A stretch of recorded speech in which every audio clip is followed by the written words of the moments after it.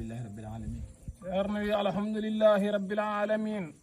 الحمد لله رب العالمين. wi alhamdulillahi rabbil alamin. الحمد لله رب العالمين. alhamdulillahi rabbil alamin. yettode wodani Allah. wi jettode godani Allah. juppowo nemaji mum e jiyaɓe mum. juppowo nemaji mum e jiyaɓe mum. rokki en nema gurnam. Allah rokki en nema gurdam. e nema cellal.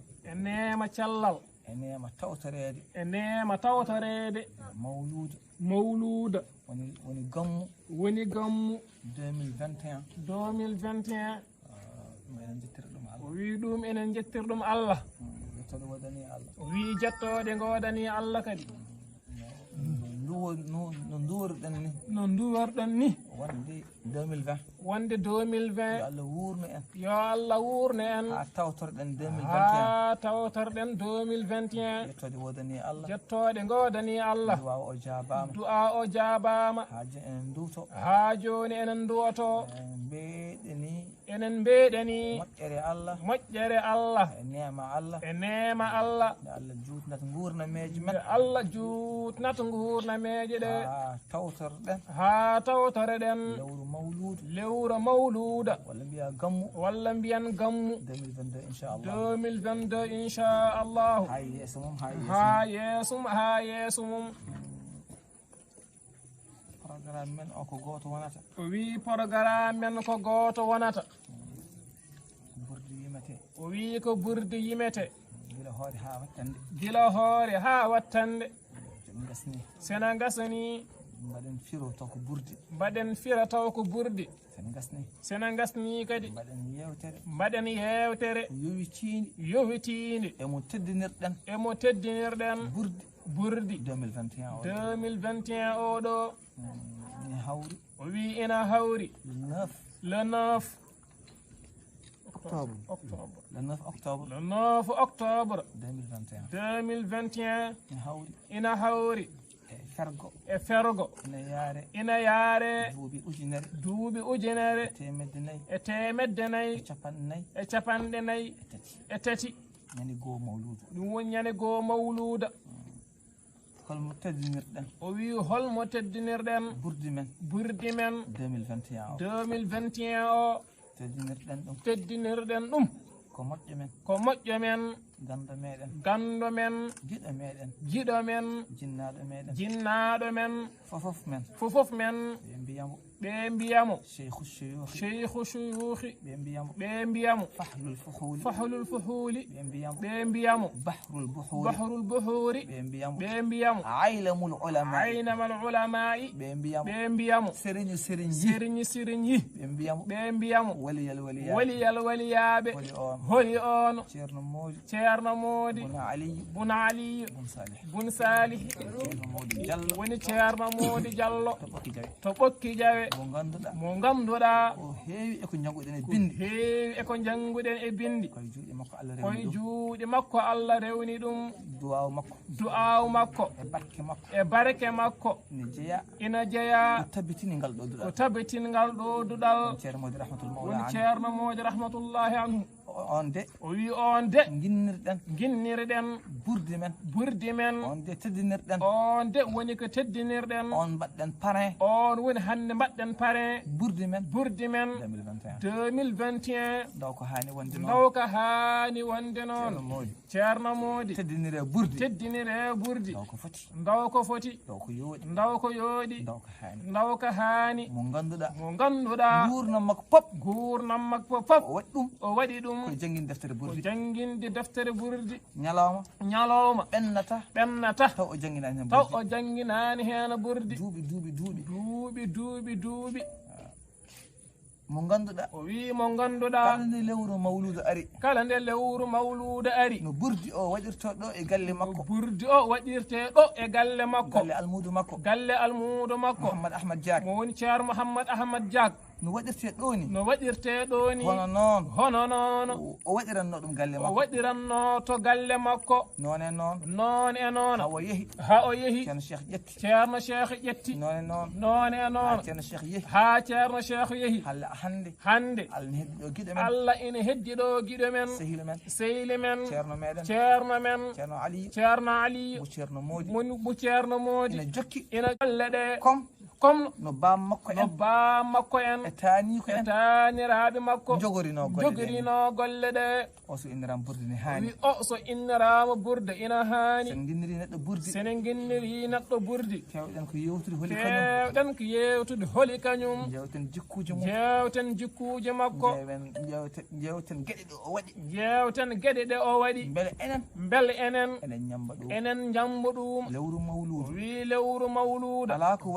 ala ko waɗira so wona sallallahu alayhi wa sallam ina wi addibu awladakum bihubbi nabiyikum wini woni ko sallallahu alayhi wa sallam ne he suhaaɓe mon wine he suhaaɓe mon e yidde annabi moɗon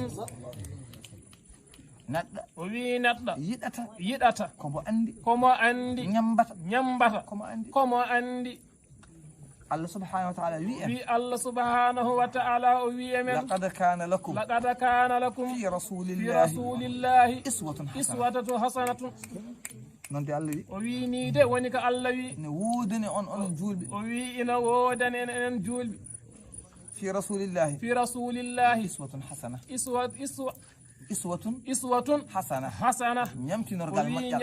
ñamtinorgal moƴƴal firti ko yen ñamtinnelaɗo Allah sa wiyama ya ñamtina nelaɗo a anda e nelaɗo haydara a jogorani ñamtinde haade wona fofof en jangi o wi haade wona fofof ina jangi janguɓe ɓe yo teddin yewtude nelaɗo Allah sallallahu alayhi wa sallam jewta jikkuji makko e gueɗe makko e sunna makko nder on saaha ñamboɓe ɓe ñamba nonne kadi sen teddiniri neɗɗo ɓurdi kalde tan jikkuji makko sabu jikkuji makko ina nandi e jikkuji nelaɗo Allah sallallahu alayhi wa sallam jikkuji makko ina nandi e jikkuji nelaɗo Allah sallallahu alayhi wa sallam Allah de ko seedi wi Allah de ina seedi khuluqu ceerno moodi khuluqul mustafa ko wi ni woni nelaɗo Allah sallallahu alayhi wa sallam yumma aishatu namna holi jikkuji sallallahu alayhi wa sallam holi jikkuji annabi sallallahu alayhi wa sallam yummen Aisha wiimi pour mi foftino on pour tan mi foftino on khuluquhu alquran wallahi jikko annabi sallallahu alayhi wa sallam o wi ko alquran ceerno moodi o wi khuluqu ceerno moodi jallato ɓokki jawe خلق المصطفى صلى الله عليه وسلم في شارنا مود رحمة الله عليه في أجيك جكوج نلا الله صلى الله عليه وسلم في كبنج كاري سراغ المكو توندم سنيانك توندم نت موجو توندم جنجينو توندم قلنو سنن نلا الله صلى الله عليه وسلم وي شارنا مودي كو نلادو الله صلى الله عليه وسلم ها غسي اودي تدنيردن بردي من 2021 وي ان شاء الله وي من نان اي اودو غوركو ko wedda ko wattaki ndiyam o wi Allah de ina seedi o wi o wondi e makko kanko ceerno duuɓi sappo e balɗe sappo e goo ɗum ɓe gondi o wi o ari e makko kanko ceerno 2003 22 mai o wi ceerno yalti aduna 2013 13 juin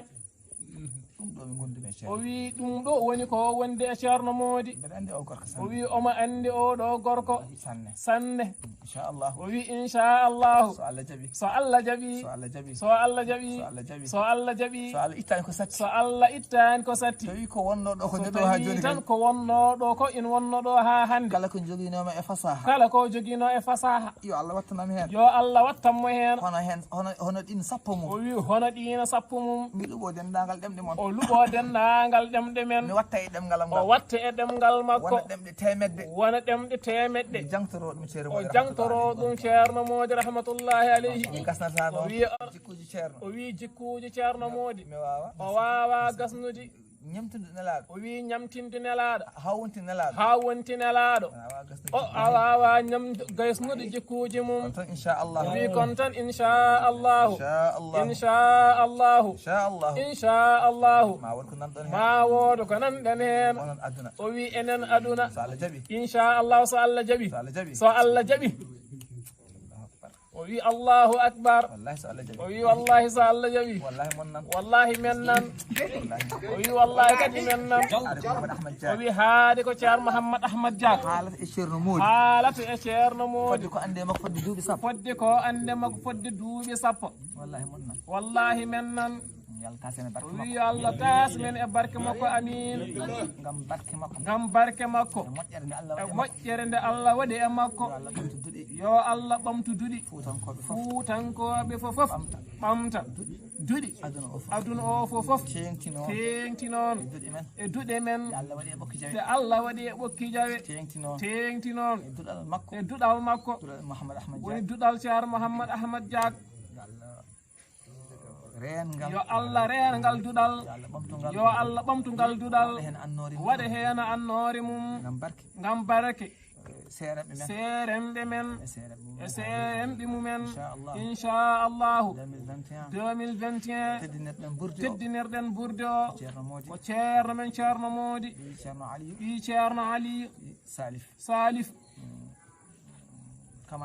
o wi kama alimtum 2019 o wi 2019 teddinirɗen ko waliyo Allah ceerno Aliyu Dia to Nigéria 2020 teddinirɗen ko waliyo Allah mo ganduɗa kañum woni muassisu ngal ɗo duɗal kanko fuɗɗi ngal duɗal kanko aawi ngal duɗal woni ceerno Ahmad Diack o wi kanko guinnirɗen burdi ɓennuɗo o wi burdi hikka o noon o wi guinnirɗen ɗum cheikhu shuyukhi woni ceerno men ceerno Mody rahmatullahi mawla alayhi o wi inchallahu so Allah jaɓi janggo so Allah jaɓi fodde balɗe keddorɗen ɗe jamma foof ma wooda ko cuɓiɗen jewten ɗum e makko o wi ɗum ɗo ko udditirde burde meɗen e jamiroje seeremɓe men kamɓe fofof ɓe nduwima eɓe gondini en o wi dendagal barkeji ɗe Allah waɗi e ndeɗo deftere ko Allah waɗiri ɗum waliyaɓe Allah ɓe fof cuɓi so mawluda darima yo ndeɗo yimi saabu barke ɗum yo Allah jaɓan en amin ngam barka alqur'an alazim والقارئين اللهم صل على رسول الله صلى الله عليه وسلم فاتي مع صلاة الفاتحة.